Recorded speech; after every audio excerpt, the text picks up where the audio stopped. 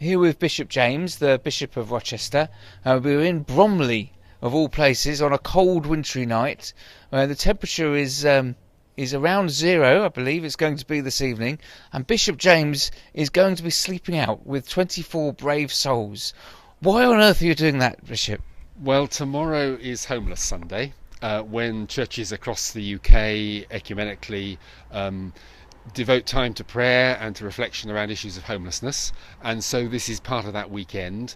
And not only is this within my diocese here in Bromley, but I also chair an organisation called Housing Justice, which is the national ecumenical body that speaks for the churches on issues of housing and homelessness. So this is a way of drawing attention to the fact that tonight across our country there will be people sleeping rough, that there are also church organisations which are running shelters and other forms of support for such people, and we want to give that some profile. I think that's great.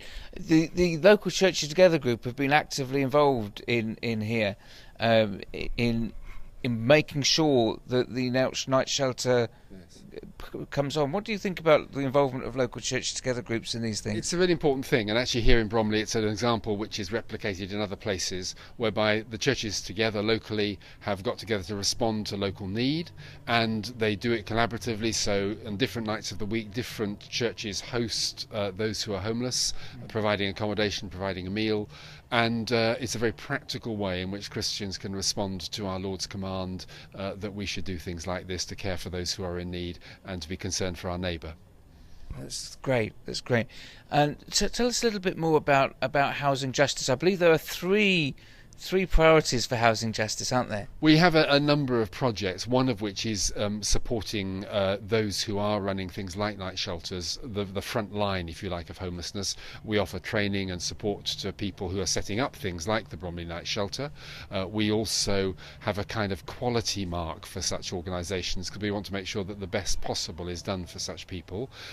We also have a project which is around encouraging churches to, particularly church bodies that own land or have surplus buildings, to release those for affordable housing and development of affordable housing.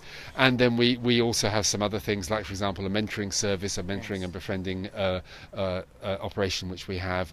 And we also, a fourth strand really, is what you might call the more political side, which is lobbying parliamentarians and others on some of these issues, and providing information for church leaders when they speak out on these issues as well, so we can support them.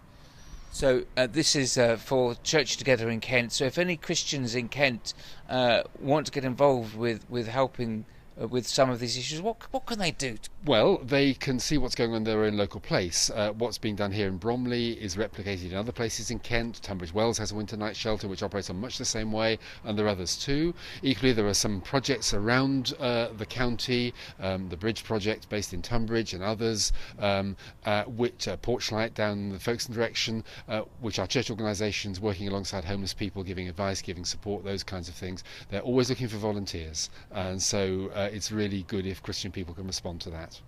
Fantastic.